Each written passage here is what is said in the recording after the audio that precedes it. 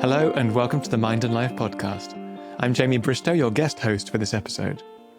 For the last 15 years, I've been working to bring contemplative practices and other inner transformation approaches into different areas of public life through innovation and policy development. During this time, I've seen a huge amount of change, with mainstream politicians, funders and decision makers across sectors really starting to see inner development as a credible or even crucial area to invest in for societal and ecological impact. As that recognition grows, a new set of questions comes into focus. How do we do this work collectively? Which approaches are actually effective in complex systems? What kind of evidence matters and to whom? And what's needed now to unlock their future potential at scale? In this special mini-series, we've brought together leading practitioners, researchers and systems conveners to explore those questions from different angles. In today's episode, we turn our attention to Theory U and the work of the Presencing Institute. Almost certainly the most widely applied approach to systems change that explicitly integrates contemplative components with collective practice. Theory U offers a way of understanding change that doesn't begin with solutions, but with attention, with how we sense, relate, and allow new futures to emerge through us. These ideas have travelled widely, from government and education to grassroots movements, leadership development and peace building, often adapting themselves to very different cultural and institutional contexts. And as they've spread, they've also raised important questions about depth, integrity, and how to preserve the essence of the work while making it accessible. At a time when institutions are struggling to respond wisely to accelerating complexity, the question is no longer whether inner and outer change are connected, but how that connection can be shaped and leveraged with rigor, humility, and care. To explore where this work has come from, how it's being practiced today, and what might be required for its next phase, I'm delighted to be joined by three people who each hold a vital piece of this story. So please welcome to the podcast Dr. Katrin Kaufer, co-founding member and managing director of the Presencing Institute.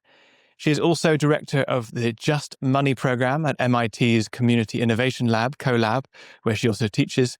And her work focuses on values-based finance, leadership, and economic transformation.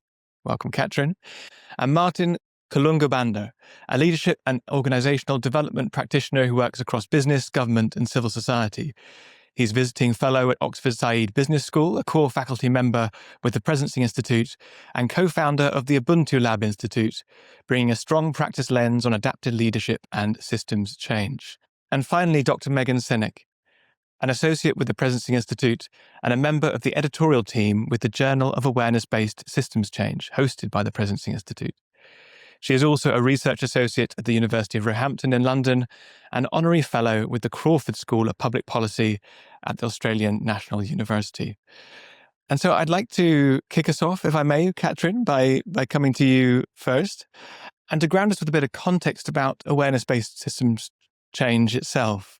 Because we had Otto Sharma on the Mind and Life podcast in the past, and Wendy, the host then, and Otto stayed at quite a high level, talking about concepts and the importance of mindset shift, etc. We're going to move now into the detail that they couldn't quite get to in that podcast, looking at what actually Theory U is, where it is in the world, and where it's going. But first, briefly, what kind of failure, I guess, of previous systems change approaches, or what kind of problem is Theory U trying to address that wasn't really possible before? Thank you so much for having us, and it's wonderful to see my colleagues here. I think I could summarize, the failure or the challenge we are addressing in a very simple way. We collectively create results that we individually don't want. So nobody wakes up and says, hey, let's destroy the earth. Let's make our neighbors suffer.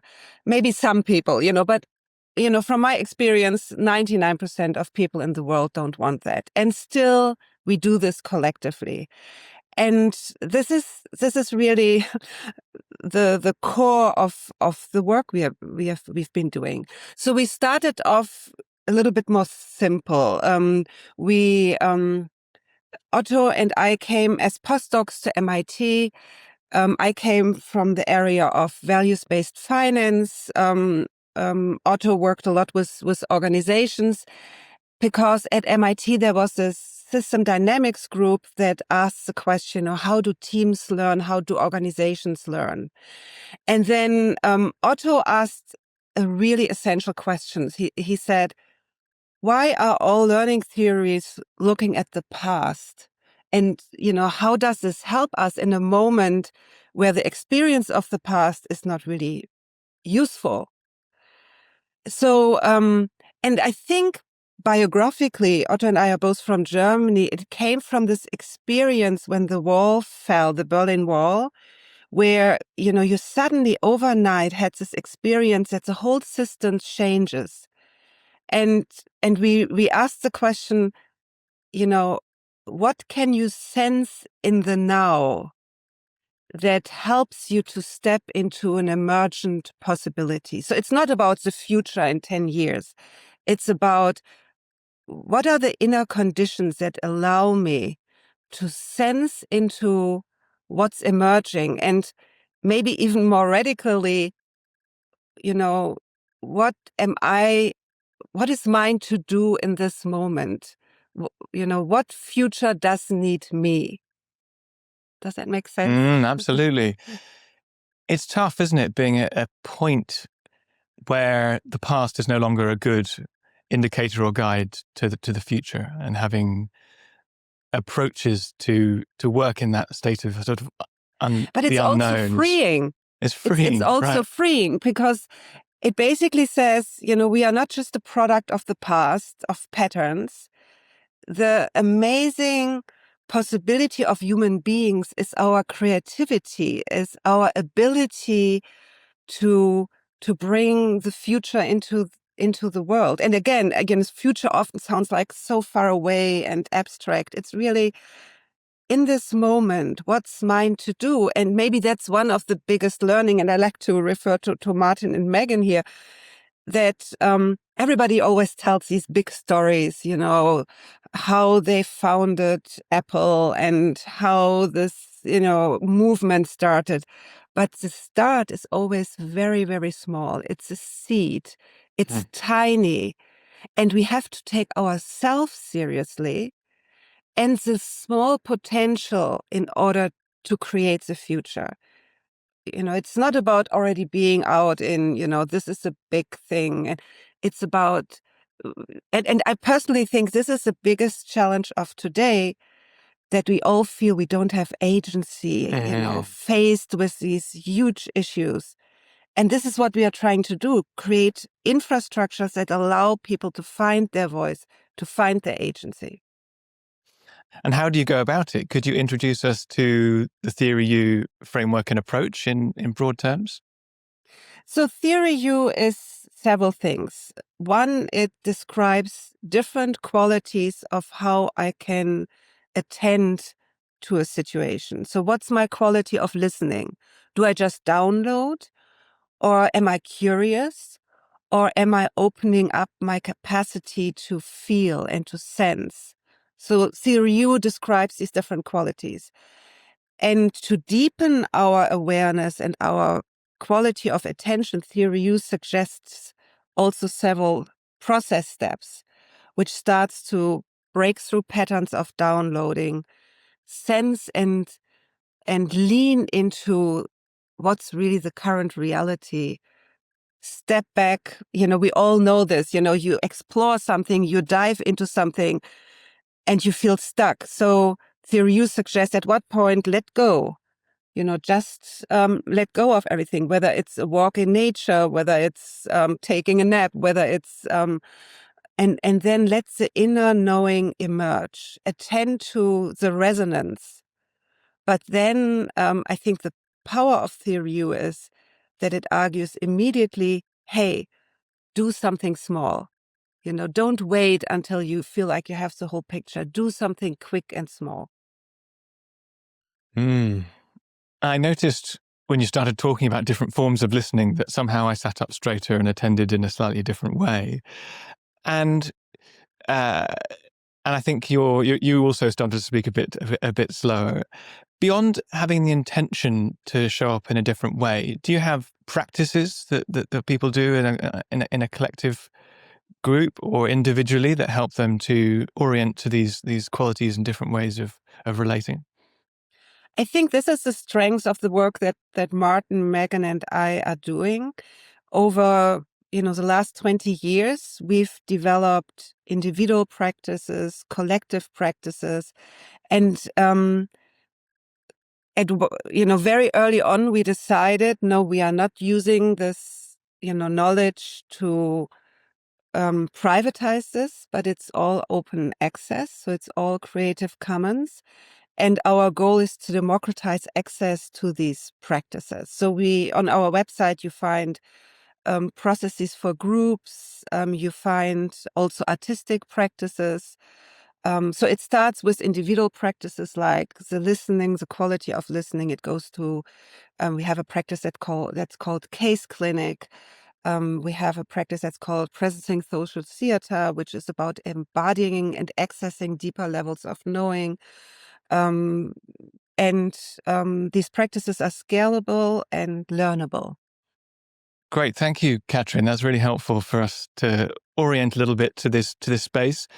Martin, I'd love your help in further illustrating what happens when people actually work this way together. What's the experience of individuals going through this process, and what really changes as a result in the way people work together and solve problems? Thanks, Jamie. And my word to this work comes from the line of traditional organization development. So I trained through the national training laboratories as an OD practitioner. And when I accidentally, maybe not so accidental in the end, came across Theory U, certain things fell in place. As an OD practitioner, I learned how to work with groups, teams, whole systems, and yet I was finding system change, system transformation extremely elusive. And when I met Theory U, certain things felt like they had landed. Because this was not just about I mastering so many tools and methods that I deployed on my unsuspecting clients. This was as much about them as it was about me. That when we are talking about system, it begins with system me. So while my focus was out there, the clients, the communities, the teams that I was supporting, as Katrin was saying, maybe even more primary, I needed to bend the beam of observation on the self. It happened to be that I met Theory U when I had just started working for the Zambian government.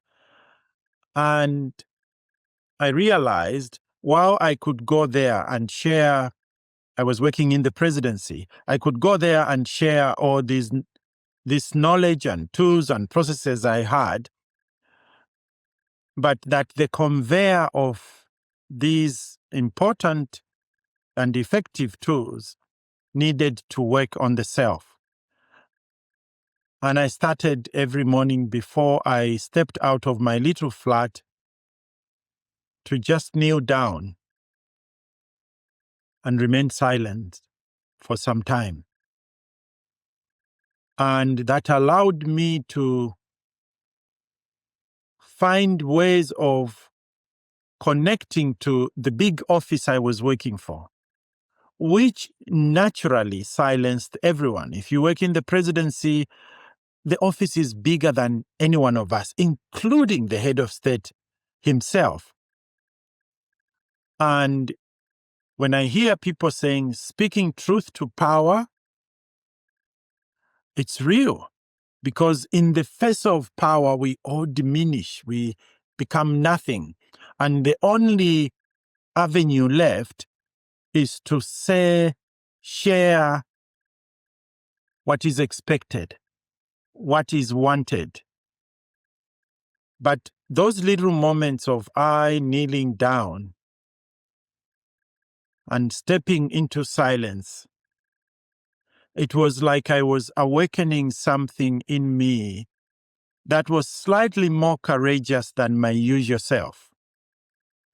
Because those moments of silence connected me not to the person I was serving just, not to the physical office I was working in just, but to the intention of the position, of the role, of the office. And that's what allowed me to find, no matter how feeble my voice could be, to say the truth that I was seeing, to ask the questions that were never asked in the presidency. In the beginning, that was annoying and confusing for the head of state, who was used to simply receiving words that endorsed his remarks. But eventually he began to appreciate. And I would remind him about the job description he had given me, that I was supposed to be an alter ego to him. And this is not always parroting what he wanted or expected. Jamie, this is my way of saying the work was no longer just out there. The work was on me as well. How can I listen more? How can I, the other term that Otto and Katrin, and I know Megan also use is to replace the term listening is attention. That when I attend, I see more than meets the eye. Because that attention requires more than just the ears and the eyes. I am opening other faculties within me. And that's where we pick the cues, sometimes even levels of clarity about certain realities and certain possibilities. With Theory U, then I found a way of making organization development work more real. And even if we think of or we talk about Theory U as emergent, but it also becomes methodical. Because this work arises from observing and following and learning from men and women who had facilitated or brought about deep and profound change.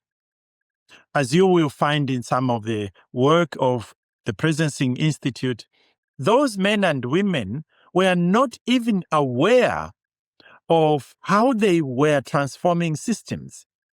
So this work allowed them to step back so that they could track and learn from their own journeys. That's what I would say for now, Jamie. Listening to you speak reminds me of the phrases like downloading habits as being things of a standard response. And in a way, you were downloading the habit of being an advisor and what was expected of you. Mm-hmm. And then that's the sort of top of the U on the left, right? Mm-hmm. That's where we would come from, acknowledging the roles and the habit energy that is within ourselves, within our institutions, and then dropping into something else. And you're sort of pointing towards sensing or co-sensing. And what happens in the rest of the U? Because the U shape is like almost a shamanic journey down into something sort of deep and more connected.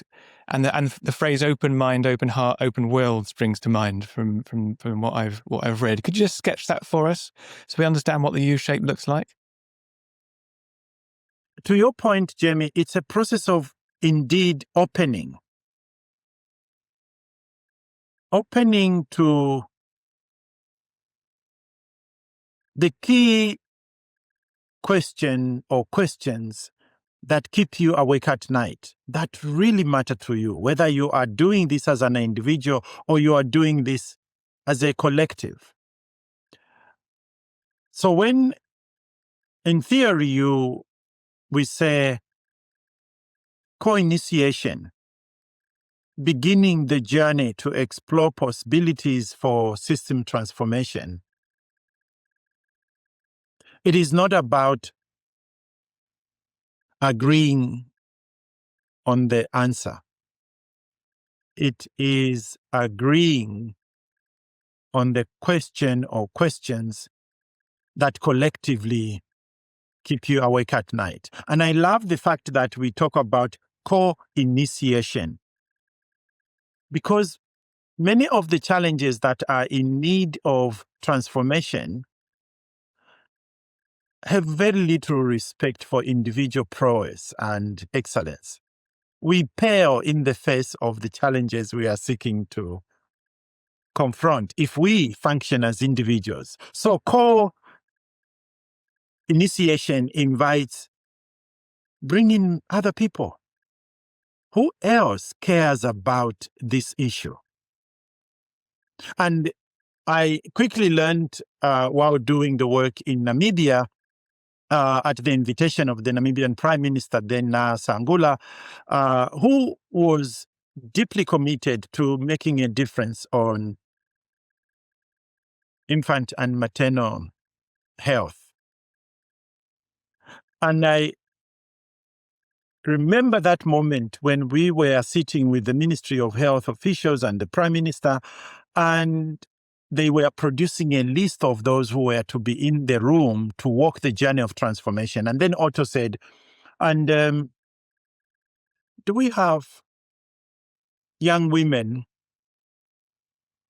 who probably gave birth too early, managed to survive, that we can include in the group?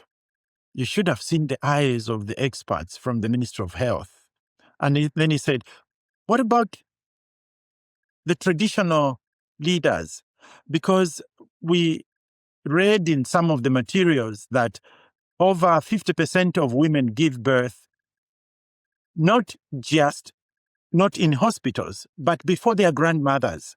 Can we have traditional birth attendants as part of the journey? We are used to solving these problems with modern day experts.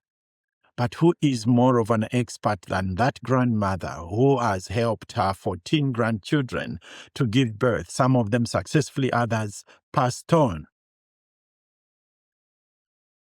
They somehow understood and accepted this weird way of including a different definition of experts. And then we went into co-sensing. Again, it is together trying to see the system that is in place now. Together, we stand a chance of seeing the different elements of this complex system. Martin alone is not sufficient. I can peruse through all the literature you can find on infant and maternal mortality. That won't take me far. And then when we went into the system with all these people, including the traditional experts, we spent months listening to local communities, nurses and doctors, the suppliers of medical equipment and services. We went to talk to the people in the mining industry. As you would know, one of the biggest industries in Namibia would definitely be mining. So you can't leave them out when you are talking about what affects society. We went anywhere and everywhere we suspected could be hosting some clues on the future we knew was possible. When we did what was enough sensing, then we retreated to the desert of Namibia and spent time reflecting, talking to one another in a very different way, allowing moments of silence, we were at the stage of co-presencing, meaning doing everything we could, the slowing down you talked about earlier, Jamie, in order to allow inner deeper knowing to emerge. We were sense-making, but at the same time, we were listening to what life was inviting us to experiment with. After this long period of playing with the information, the materials, the data, the stories we had gathered along the way, then we noticed that there were certain impulses that were stronger than others. We knew that they were calling us for experimentation. That's when now the group moved into co-prototyping. And this is coming back out of the U now. So To the right side of the U. co-presencing at the bottom, to the right side of the Yes. U. Yeah. And this is just honoring the stark reality that none of us has a crystal ball in which we can see the future, and all we need is to find the Holy Grail. The experiments, the small parts, beginnings that Katrin talked about earlier, so that we can explore the future that is in need of us, for it to become true, not by talking, but by trial and error, so that we can become wiser through our hands, not just through our heads. But then that stage of prototyping is in itself a mini you process, because once you choose an area to focus on, an issue to focus on, you got to go back and start sensing again. Can we hear more, see more, feel more, touch more deeply? And then you come again to the bottom of the U, now having sensed in this way. What course of actions should we be taking? So for months, and I think for a period of 2 years, we were prototyping different ways of tackling the challenges of maternal and infant health. After that period of time, there were clear results, signs that this could work. Because when we are talking about transformation of this nature, what works on a small scale only is not good enough. Even if Namibia is a population of less than 2 million, at least at that time, you need to find answers that represent that kind of population. So how do we scale up this work? We had learned enough through the experiments what needed to be scaled up. It is making the distances between where expectant mothers lived and where they could access healthcare or antenatal services. It is also recognizing the fact that at that time, Namibia didn't have sufficient numbers of nurses across the country. So how else do we, while seeking to train the nurses, not let life be lost? Traditional birth attendants became handy. What if we helped traditional birth attendants to learn a little bit of what modern day healthcare, maternal and infant care looked like, and they incorporated into their work? So it was not shunning the odd. But what if we worked with the odd and allowed their wisdom to be enriched by new science and practice? And that's how elements of infant and maternal health began to show different results, that we could save mother's life, that we could save the infant's life. But all that came from an eclectic group of people we didn't suspect would have all the answers. That's super helpful, Martin, for grounding that in a really rich case study there.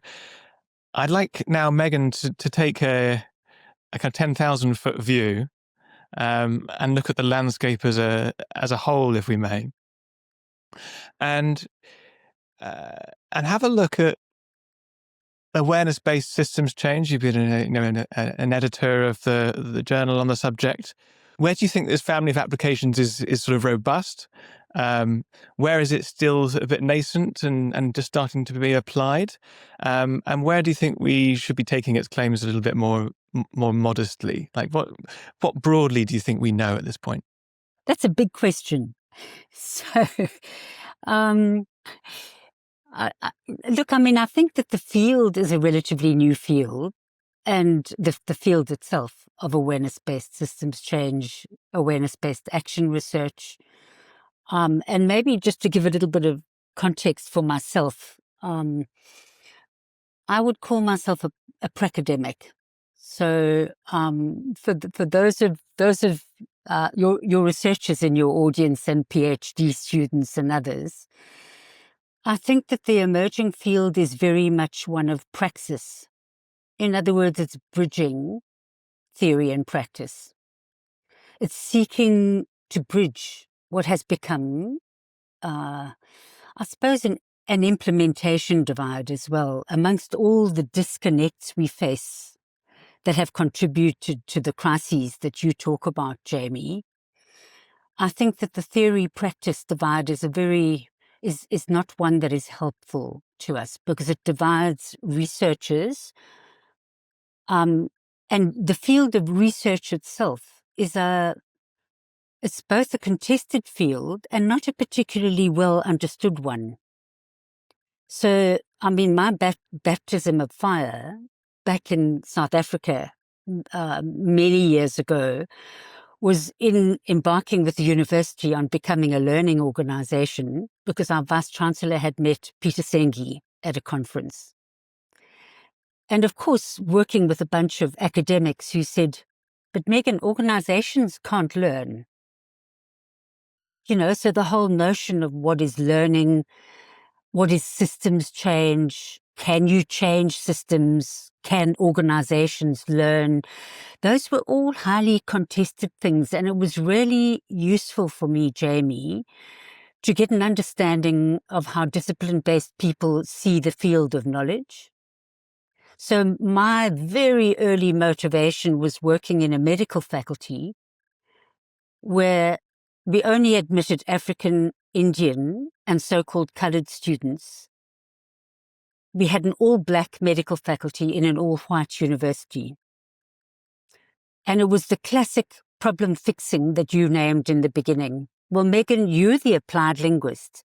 So just teach these disadvantaged, poorly prepared, second language, underprepared, difficult, disadvantaged students. Just give them academic literacy skills and then we'll all be fine. They just need to be able to deal with our wonderful first world curriculum. So that was my journey around how do you engage people, particularly in a context of medicine where knowledge is not relative. How do you release people from the kind of certainty and control that we like to believe we have with systems? You know, that we can actually construct knowledge, we can impart knowledge as information, and that will be transformational. I think that real shift of creating problem-based, learning-based, community-based programs with specialists, with, you know, people who were discipline-based experts, and suddenly realized that students had a capacity for learning and for creating knowledge, for understanding, for tapping into their lived experience, that these academics had never had even an inkling of. So that early work of building the capacity for learning and knowledge creation, I think, is still some of the foundational work for awareness-based systems change. Because until people have that lived experience personally and collectively, so you talk about the inner and the outer coming together. So whether it's inner development, outer systems change, they're integrally related. They are actually inseparable. And you have to take people, as Katrin and Martin have said, on a journey of change. I could lecture them about problem-based learning, pedagogical principles and practices, epistemology, etc., etc., etc. But until we actually sat for a year with 15 specialists and co-designed a curriculum together, which included profound learning experiences on buses out into rural KwaZulu-Natal to visit patients with TB, because that was the first theme we did. And these specialists were terrified because they couldn't teach anatomy or physiology. We had a content list of things that needed to be covered, but that wasn't the organizing principle. So when Martin talks about medical specialists who are very bound within their silos, within particular ways of thinking, within particular problem-solving methodologies or discipline-based approaches, they don't believe that you can have rigor. They don't believe that you can actually have impact and effect on human beings unless you actually are following a discipline-based methodology. So the notion that I was... What you just unpack discipline-based methodology? So for example, the psychologists at the university said, oh, but Megan, individuals learn. There's no such thing as organizational learning. So people are very siloed in their thinking, Jamie. So I think what I'm noticing about the Journal of Awareness-Based Systems Change, if we take that as an entry point at the moment, we are now preparing the 11th issue. So we have 2 issues a year. We are now into issue number 11. We're an open source journal, which is free access, free to publish. A lot of journals you have to pay to publish. And we've just been Scopus listed, which is extremely unusual for a relatively new open source journal. Now, if you don't know Scopus listing, it's listed and indexed on Scopus, which is incredibly important for PhD students and researchers. So it's good for your academic record, for publication, for promotion, grant proposals, all of that kind of thing. And what we're attracting is the most extraordinary range of, call them publications, but people doing exploratory work in the field of awareness-based systems change. So if I just look at the current issue, for example, the Indigenous perspectives on systems change, from working in an Australian context and bringing different knowledge systems and relational systems thinking into practice. East Arnhem Land, a group actually using metaphor as a methodology. So Indigenous scholars and researchers working with local communities in conversation with government, using metaphor. So of course, myself as an applied linguist, how we languaging is a very core part of Theory U, very core part of the work. So how we language things together, how we come to know together in the way that Martin has described. All the sensing in the field, the co-sensing, the presencing, we're shaping new identities together. We're shaping new understandings, new ways of languaging ourselves in the world. So, and Martin can talk more about the ecosystem leadership program in Africa, but I've been involved in an ecosystem leadership program in Asia Pacific. And we've got multiple languages. So, you ask about the state of the field. It's quite interesting. It's both nascent and new and emerging and evolving and very sophisticated. So as it's emerging, I'm hearing it's a little bit difficult to say exactly where and how it's being applied and what are the best practice examples, etc. How do we explain this to skeptics? How does this best show up in an academic domain? How is it captured and articulated in that context? And I'll get Katrin to talk a bit more about metrics as well, but I think what people are coming to understand is that what constitutes rigor needs to be reconsidered. We need to, so relational rigor, spiritual rigor, political rigor, all of those are just as important as traditional scientific rigor, which is following a particular methodology in order to uncover a particular bodies of knowledge. But if you're wanting to bridge across knowledge systems and ways of knowing, which at this time is absolutely critical, Jamie, then we need other forms of data. And a lot of that data is emerging from the work of dialogue. A lot of that data is working from the practice of the arts-based practices that are foundational to Theory U. Visual scribing, levels of listening, levels of conversation, the use of music, sound, all the arts-based practices are about the opening that Martin described. So you can't will an open mind, an open heart, and an open will. You can only create the conditions for that to happen. And I think academics are increasingly realizing that if they want transformational work, so there's a lot of work being written about transformative systems change. Siloed scientific knowledge is not going to get you onto a transformational path. And we know that from climate change. We know that from all the attempts to address problem symptoms at a symptomatic level rather than a systemic level in the way that Martin and Katrin have been describing.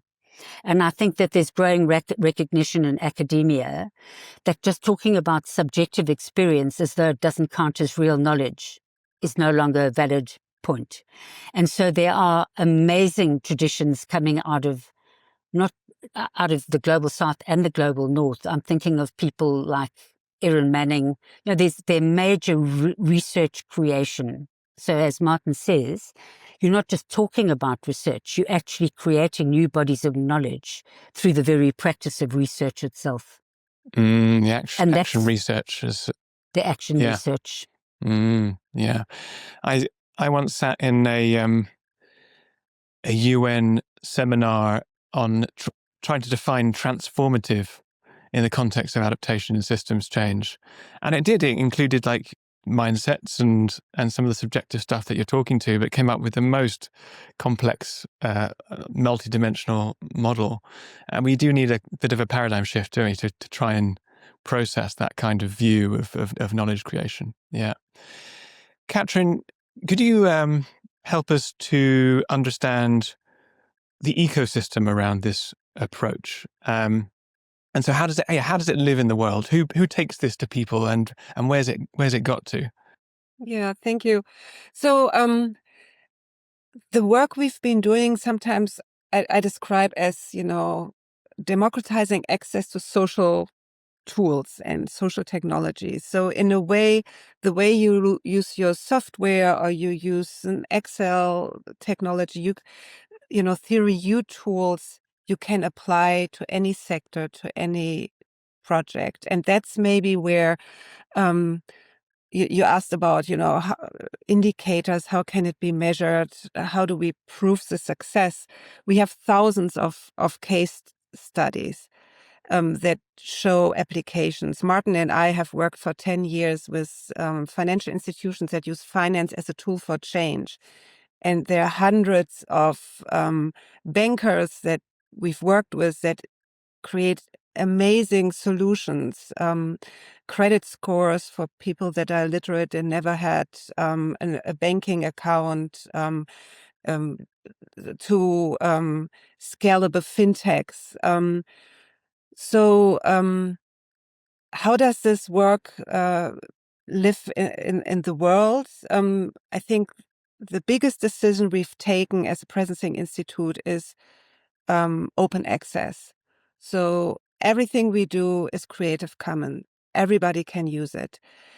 And the second biggest was probably when we launched about 10 years ago on the MIT website an open access program that by now has had over 260,000 users worldwide who can experiment with these tools, who go through programs with us, who then meet in small coaching circles, in hubs in person, and apply this to their localized situation. And we often lose track of, they go through the program and they do their local solutions. But sometimes people come back 5 years later and send us, this case study and said, oh, this was seeded in this moment. So organizationally, we work with a very small core group and a huge group of volunteers. We have 3 core areas. One, with Megan and Eva and the team on research, one on capacity building, and one on concrete applications across all sectors. So that's how we are organized. We are a nonprofit. We need to raise funding for this work. And our intention is really to create broad access. And maybe as a final note, you asked, how can we prove this? If there, how can you believe in this work? And I think why you are asking this is because if our work is really successful, it's not visible. And my father-in-law transformed his family farm when he was in his 20s to regenerative farming. And he always said, everything you see is a function of something you don't see, which is the quality of the soil. And we believe that everything we see in our society is a result of something we don't see, which is the quality of our awareness and the quality of our relationships. And this work gives very concrete, easy methods to transform the quality of our awareness and our relationships. And what happens if you have a $1-trillion business model called social media that destroys the quality of our relationships? Democracy can't function. We begin to hate each other. You live in societies with polarization. If there is not a minimum quality of relationship, we don't function as social entities, whether it's a society, whether it's an organization, whether it's a family. But we don't take this seriously because it's not visible.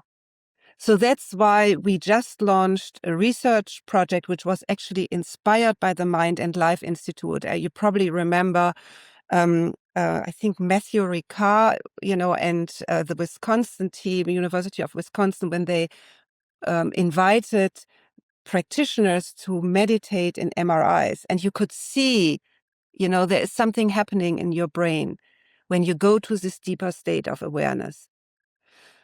So that revolutionized how the public talked about awareness. Why? Because it was visible. So what we think is the next step in our work is what we call a collective MRI. So and this is published in the journal that Megan co-leads. We think there is something that's called the fourth person, which is the quality that we collectively create.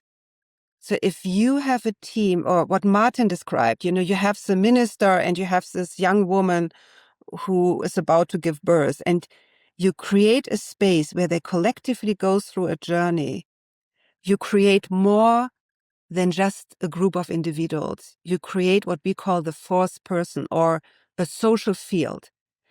And we think the next step in this work is to set up a research project that makes, like the Mind and Life did, this social field visible with variables, bringing people through a process, and make this, with the help of neuroscience and qualitative and quantitative research, makes this visible, because together we are more than just a sum of individuals.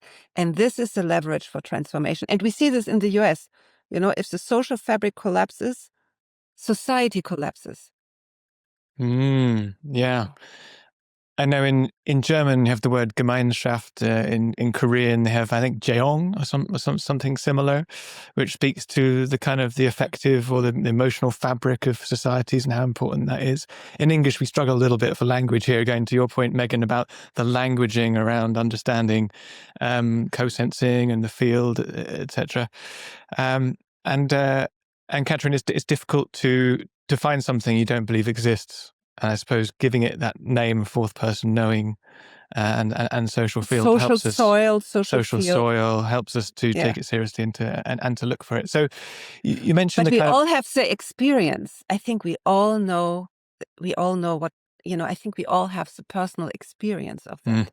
right. Yeah. Yes, exactly. It's very, very intuitive. And like in some languages, it's just taken for granted, right? It's just we struggle with it maybe in our paradigm, in the English-speaking world. So the Presencing Institute, I'm hearing, has a kind of education component where you've had hundreds of thousands of people go through public access programs, as well as quite involved leadership trainings, right? That they can join for a week or so.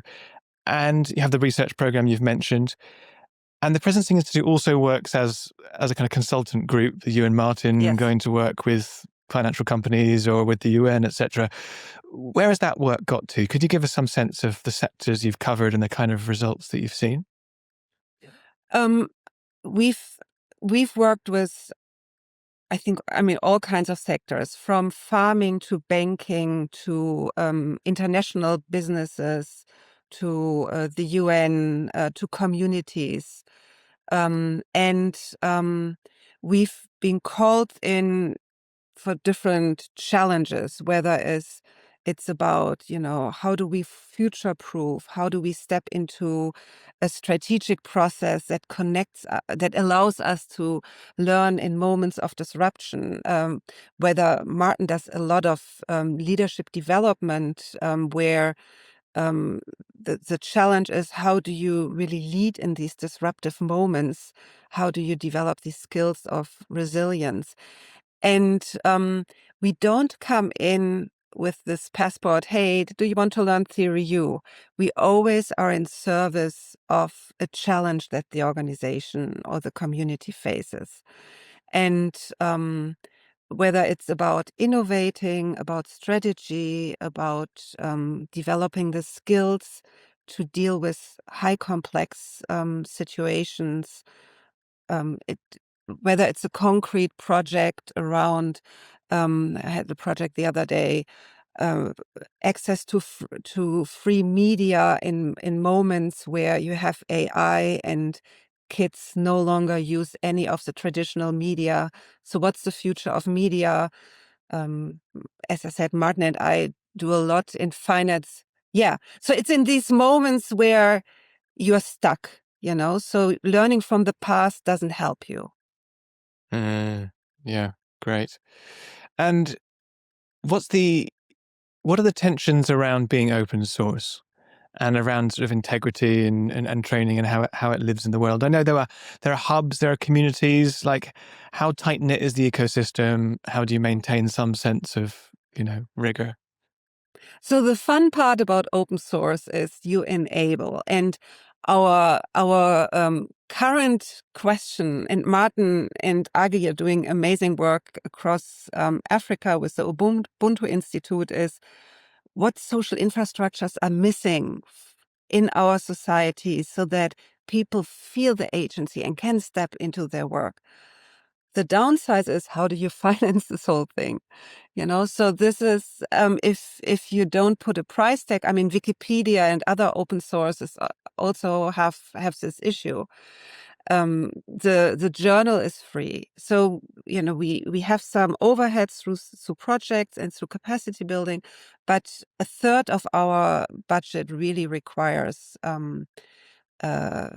gift money. So that's, and then the last challenge obviously is, you see consulting firms picking up some of our methods, and you pay $4,000 for 2 days and you are a theory practitioner then, and they've never met us, and they do the mechanistic part of the work, but not the inner part that Martin and Megan described.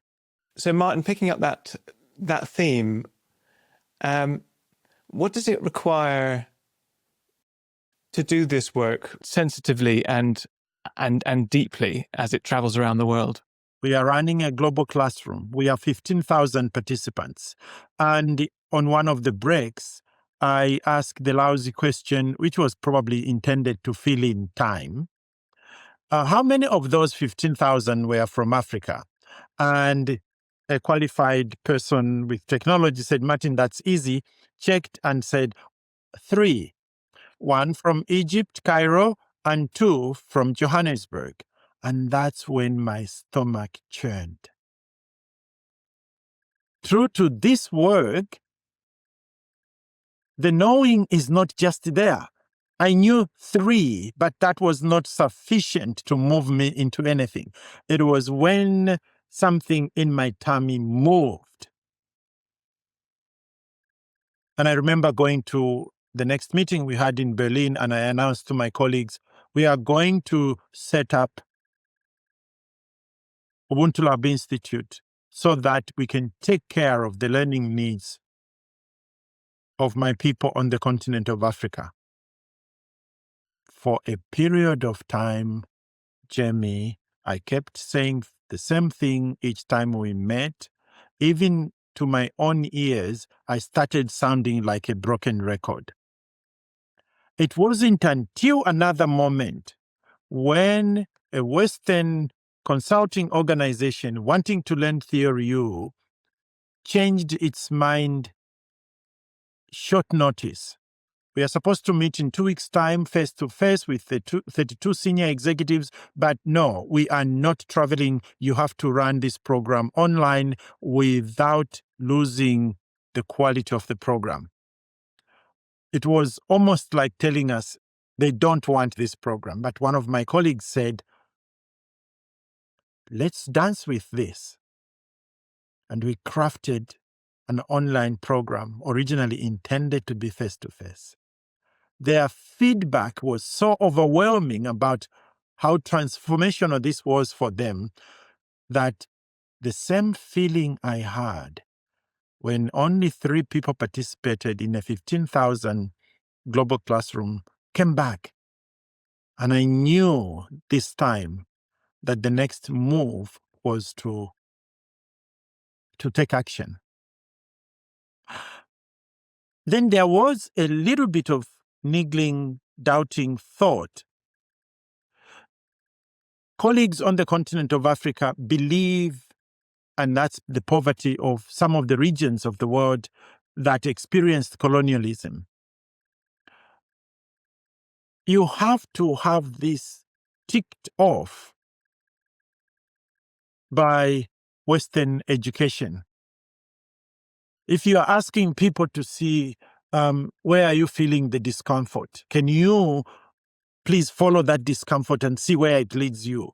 That almost goes back to Africa's way of doing things, but we spat that in the face of Western education. How I am feeling what my body is telling me, Africa has always known that that is part of knowing. But if it doesn't pass through a checklist of Western models of thinking, identifying problems, and solving them, then it is not education.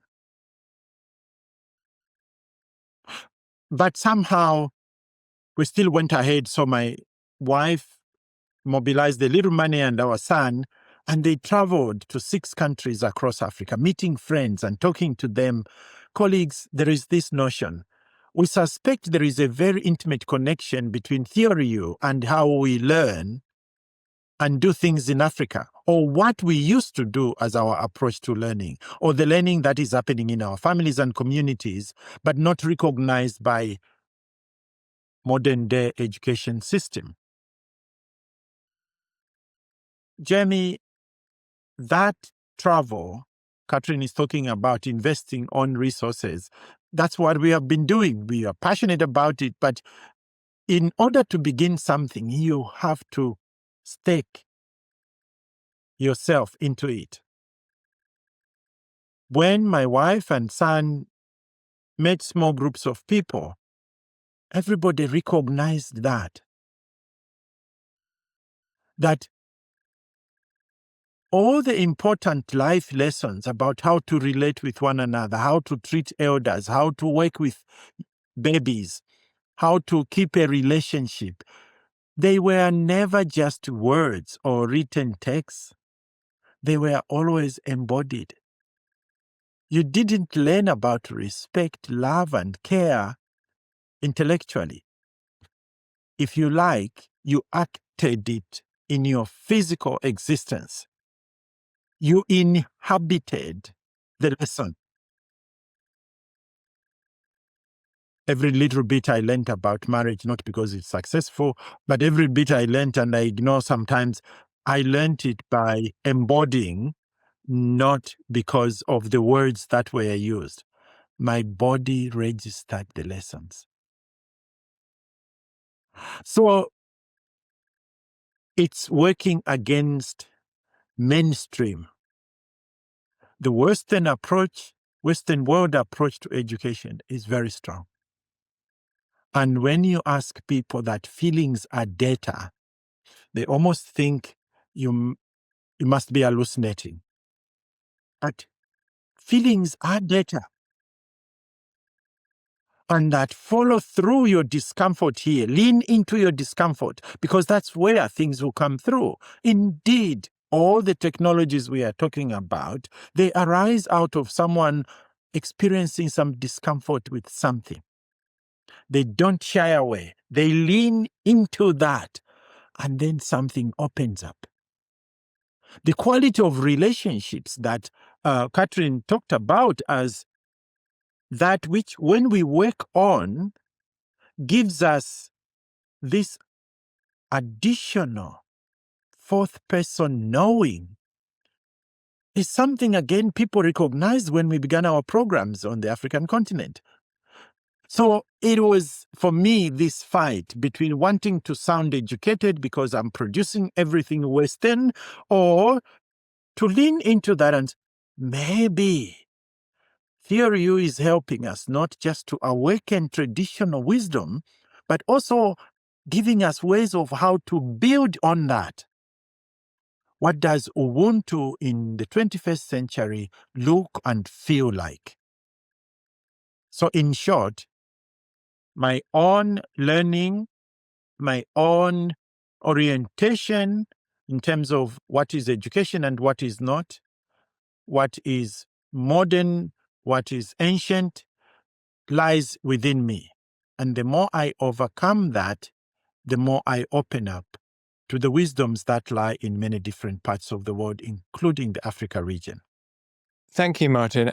And as we start to move towards the end of our time, I'd like to think about where this work could be going. It's obviously, as you say, moving into very different places and cultures and quite some scale.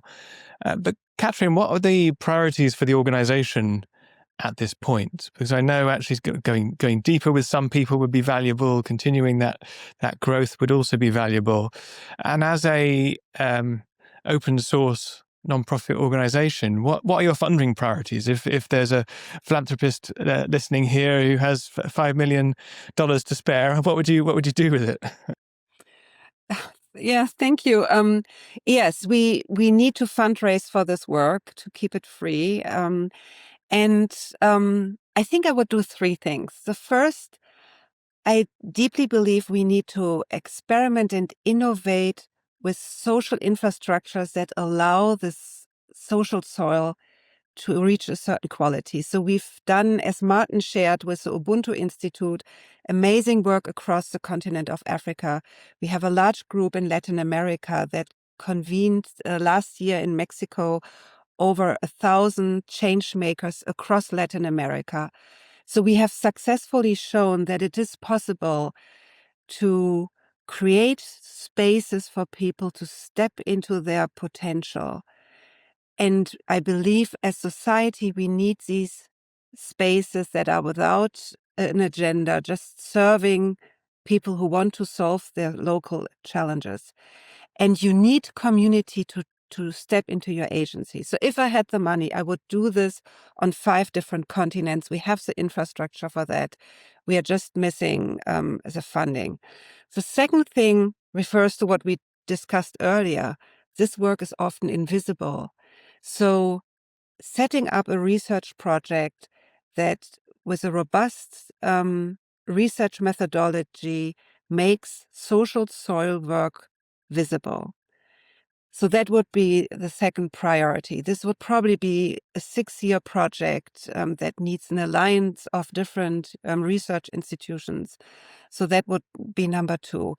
And then lastly, to create spaces for people who want to step into this work and help facilitate deep transformation to gain the skills and the capacity. So programs that are, and they obviously would also financially contribute as a participant, but these programs really need a depth that needs some initial grant funding to be pulled off, especially in countries where that have a weak currency and it's harder for people to access this. So that would be my dream scenario for the next 5 years.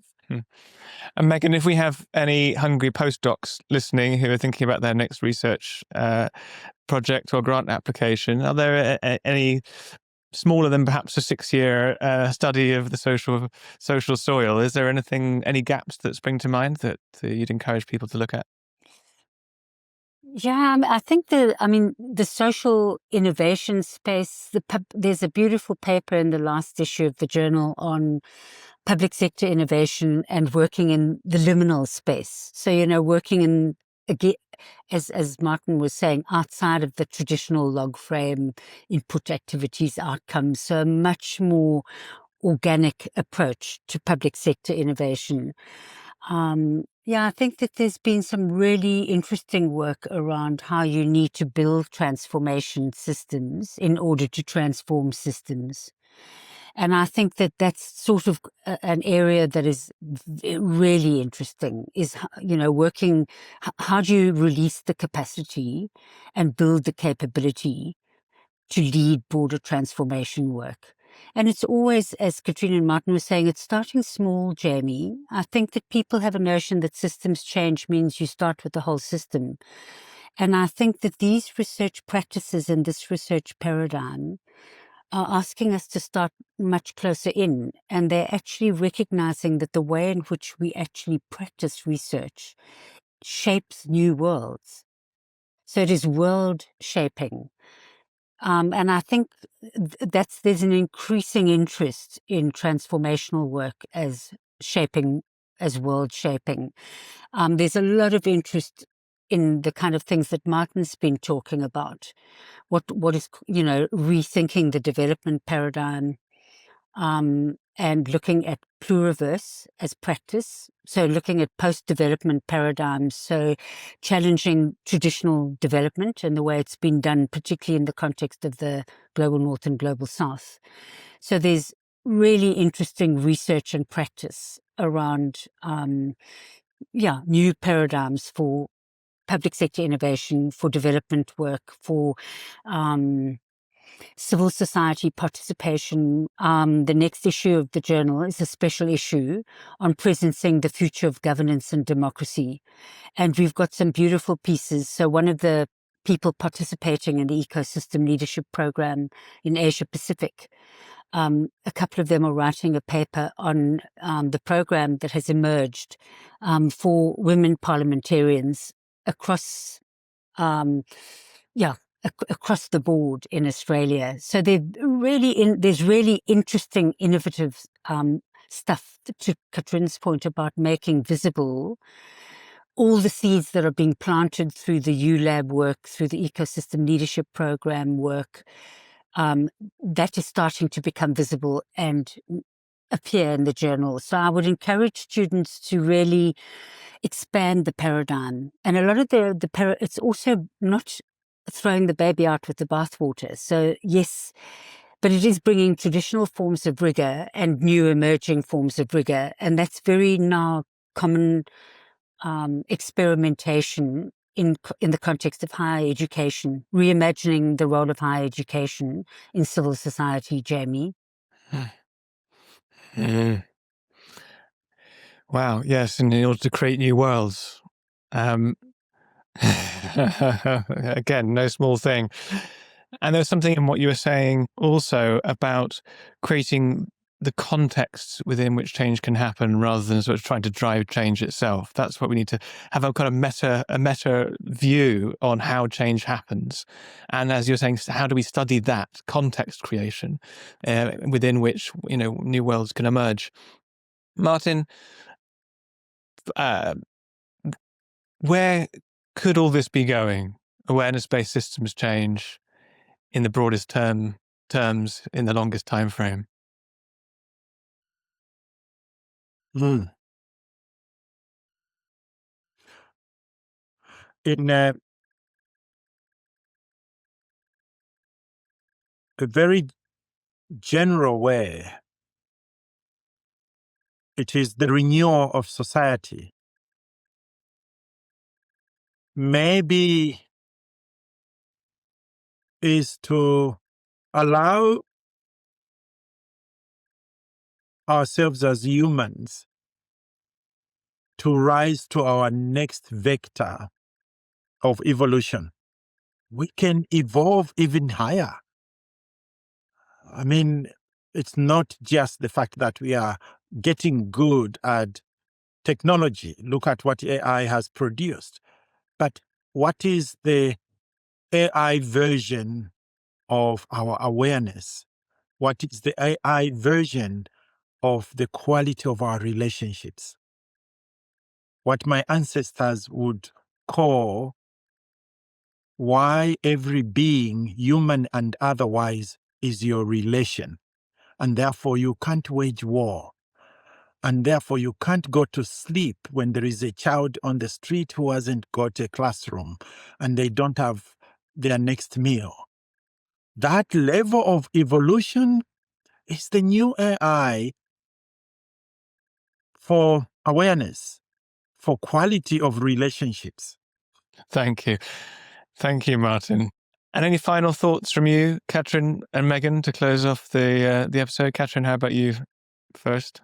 Thank you for having us, and I really enjoyed the four of us also thinking together here. And I deeply believe we need to transform the social soil. It's the biggest leverage point for addressing the challenges we face. Thank you. And Megan? I do think it's the work of our time, Jamie. This is, and we've been readying ourselves, as Martin says, for a long time now. We need no proof of concept. And I know this is hard for people to understand when you look for evidence of a traditional kind or impact of a traditional kind. But we have case stories, narratives, a lot to show for what it means to bring inner and outer development together. And, what is possible with awareness. In terms of bringing about and creating the conditions for systems change. Wonderful. Martin, Katrin, Megan, thank you so much. We'll put links to everything that's been mentioned in the show notes, as well as some other ways in which you can find out more. But if there's one place to send people now, if they're not going to look at the show notes, Katrin, is it the Presencing Institute website? Exactly, presencing.org. Thank you very much. Am I right in thinking there's a Harvard Business School case study coming out in coming weeks? Yes, we feel very mainstream. Yeah, stamp of approval. You got the Harvard badge. Well done. And everyone, thank you for listening. We'll hope you join us again for the next couple of episodes in this mini-series. For now, go well.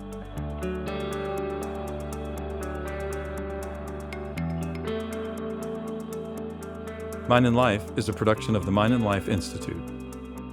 Show notes, transcripts, and other resources for all our episodes can be found at podcast.mindandlife.org. Visit us at mindandlife.org where you can learn more about how we bridge science and contemplative wisdom to foster insight and inspire action towards flourishing. If you find these conversations valuable and you'd like to support the work that we do, you can make a donation of any amount at mindandlife.org/give. Be well, take care of each other, and thank you for listening.